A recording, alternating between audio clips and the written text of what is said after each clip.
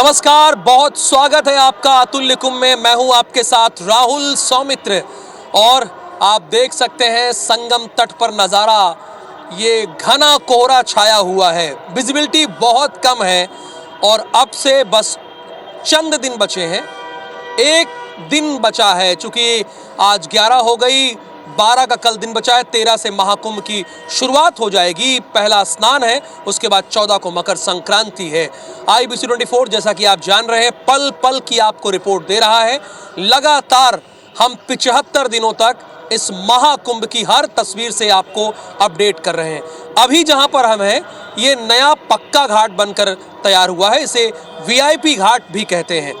तो सबसे पहले स्टोरी हम आपको एक ऐसी दिखाते हैं। अब तक आपने ये जाना होगा, ये समझा होगा तमाम चैनल्स के जरिए कि नागा साधु जो होते हैं वो केवल शैव संप्रदाय में ही होते हैं, शैव अखाड़े में ही होते हैं।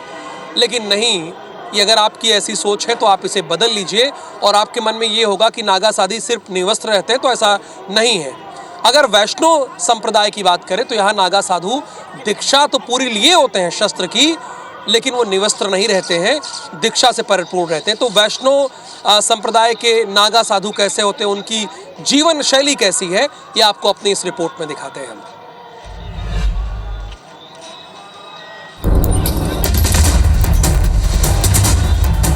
एक हाथ में माला और एक हाथ में भाला। सनातन धर्म की रक्षा के लिए वैष्णव संप्रदाय के अखाड़ों का यही सबसे बड़ा मूल मंत्र है। मुगल काल में जब हिंदुओं पर अत्याचार ढाए जा रहे थे तो अखाड़ों की नागा सन्यासियों की फौज मुगलों को धूल चटाने तैयार हो गई थी। कहते हैं कि अखाड़ों के चलते ही मुगल भारत में धर्मांतरण को उतना परवान नहीं चढ़ा पाए जितना वो चाहते थे। एक तरफ जहां शैव संप्रदाय के नागा साधु अपने भयंकर रूप के साथ सामने थे, तो दूसरी तरफ वैष्णव संप्रदाय के नागा साधु शस्त्र लेकर मरने मारने को तैयार थे। फर्क सिर्फ वस्त्रों का था, जो आज भी है। दरअसल वैष्णव संप्रदाय के अखाड़े भगवान राम को अपना इष्ट और धरती माँ को माँ सीता का रूप मानते हैं। ऐसे में वैष्णव धरती में कभी निर्वस्त्र अवस्था में नहीं रहते। वैष्णव संप्रदाय में शास्त्र के बाद शस्त्रों की शिक्षा दीक्षा देकर सवस्त्र नागा भी बनाए जाते हैं। वैष्णव नागा सन्यासी शस्त्र विद्या में दक्ष होते हैं, जिन्हें सनातन की रक्षा के लिए सिर काटने कटा लेने के लिए हमेशा तैयार रहने की सौगंध खिलाई जाती है। वैष्णव संप्रदाय के अखाड़ों में जो साधु आगे आगे शस्त्र प्रदर्शन करते चलते हैं, वही वैष्णव नागा साधु होते हैं। प्रयागराज महाकुंभ में अखाड़े एकजुट हो रहे हैं और दिगंबर अखाड़े और निर्मोही अखाड़ा, निर्वाणी अखाड़ा, ये जो वैष्णव परंपरा के 3 अखाड़े हैं, उनकी आज अखाड़ा प्रवेश होना है, उनका निशान प्रवेश होना है। और आप देखेंगे जैसा कि नाम से स्पष्ट है कि अखाड़े जिसकी स्थापना कहा जाता है कि धर्म की रक्षा के लिए की गई, सनातन धर्म की रक्षा के लिए की गई थी, तो शौर्य का प्रदर्शन आज अखाड़े यहाँ कर रहे हैं। और इस वक्त हमारे साथ स्वामी डॉक्टर राम कमलदास जी महाराज, वेदांती जी महाराज है। मैं आपसे स्वामी जी जानना चाहूँगा, ये जो शौर्य प्रदर्शन है अखाड़ों का, इसका क्या तात्पर्य है और इसके पीछे? ये है कि हमारे जो नागा हैं, जो हमारे अखाड़े हैं, 13 हमारे रावण संप्रदाय के अखाड़े हैं और सारे अखाड़े मिलकर के काफ़ी संख्या उनकी होती है। तो ये नागा लोग ये हमारे संतों का प्रतिनिधित्व करते हैं। ये बता रहे हैं कि हम केवल माला ही नहीं जपते, अगर देश सभ्यता संस्कृति के लिए आवश्यकता होगा तो हमारे संत लोग अस्त्र शस्त्र उठा करके अपनी जान कुर्बान कर देंगे। अपनी राष्ट्र और सभ्यता और संस्कृति की रक्षा हम करेंगे। तो हम माला भी पहनते हैं, लेकिन हमारी देश पर, अस्मिता पर, हमारे धर्मों पर, बहू बेटियों पर यदि कोई आए तो हम माला छोड़ करके भाला भी उठा करके ओम शांति का पाठ भूल करके ओम क्रांति का भी बिगुल बजा सकते हैं। तो लगता है कि मौजूदा परिस्थितियां जो हैं, ऐसी स्थिति के लिए तैयार रहना चाहिए अखाड़ों को और नागाओं। आज तो और भी ज्यादा आवश्यक हो गया है। आज जो देश काल परिस्थितियां हैं, इसलिए आज ऐसी परिस्थिति में हमारा ये स्वरूप बहुत आवश्यक है, ताकि लोगों को ये मालूम हो कि अगर वो हमारे ऊपर हाथ डालने की कोशिश करेंगे तो हम किसी के सहारे नहीं बैठे रहेंगे। सनातन की रक्षा के लिए जो संविधान है वो अखाड़ों का काम करेगा। नहीं, संविधान नहीं, हमारे लिए देश का जो संविधान है वो सर्वोपरि है, क्योंकि पहले जो देश का संविधान है नंबर 1 पर वही है, पर आत्मरक्षा का अधिकार सभी को होता है।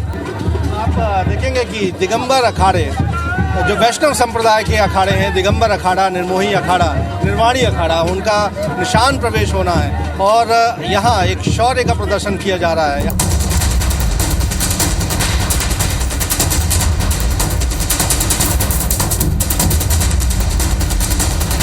जी हाँ, आपको जानकर शायद हैरानी होगी कि नागा साधु सिर्फ शैव संप्रदाय में नहीं, दिगंबर और वैष्णव संप्रदाय में भी होते हैं। और इनमें क्या भेद है हम जानने की कोशिश करेंगे। नागा साधु क्या होते हैं? बोल प्रयागराज महाकुंभ की जय। ये हमारा वैष्णव संप्रदाय है। जो हमारे श्री वैष्णव संप्रदाय में जो नागा होते हैं वो वस्त्रधारी नागा होते हैं। जो सन्यासी में नागा होते हैं वो दिगंबर होते हैं, क्योंकि अलग अलग होते हैं। तो हमारे वैष्णवों के 3 अखाड़े हैं, निर्वाणी, निर्मोही, दिगंबर। तो तीनों अखाड़ों में जो हमारे नागा होंगे वे वस्त्रधारी नागा होंगे। वैष्णव संप्रदाय की जो 3 अखाड़े हैं, दिगंबर, निर्वाणी और निर्मोही, इसमें क्या अस्त्र शस्त्र दीक्षा में प्रदर्शन में भी फर्क है? हमें तीनों अखाड़ों में शस्त्र चलाना भी सिखाया जाता है और माला फेरना भी सिखाया जाता है। तो माला जपना भी सिखाया जाता है और शस्त्र चलाना भी सिखाया जाता है। और यही वजह है कि अभी एक जो धक्के का एहसास हुआ था, चूंकि पीछे लगातार माला और भाला दोनों चला सकते हैं।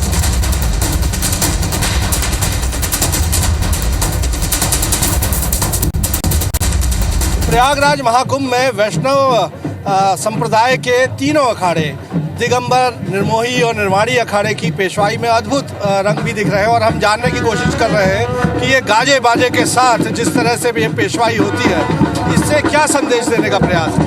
देखिए, हमारी धर्म ध्वजा है, वो धर्म ध्वजा का दोनों शास्त्र और हथियार हमारा जो है पूजनीय है। आज हमारे भारत देश में तरह तरह के लोग हैं, चाहे वो मोमडन हो, चाहे वो अन्य कास्ट के लोग हो। तो हम लोग जो संत जो एक हो गए, एक तीनों समुदाय हमारी एक उसमें रहती हैं, एक साथ में चलती हैं। वो पेशवाई का मतलब कि हम लोग एक साथ हैं, पूरे भारत को हम अपना परिचय देते हैं, पूरे विश्व को परिचय देते हैं। सभी अखाड़ों के प्रमुख जो है, महंत है, महामंडलेश्वर है, वो पहुंचे। आप मैं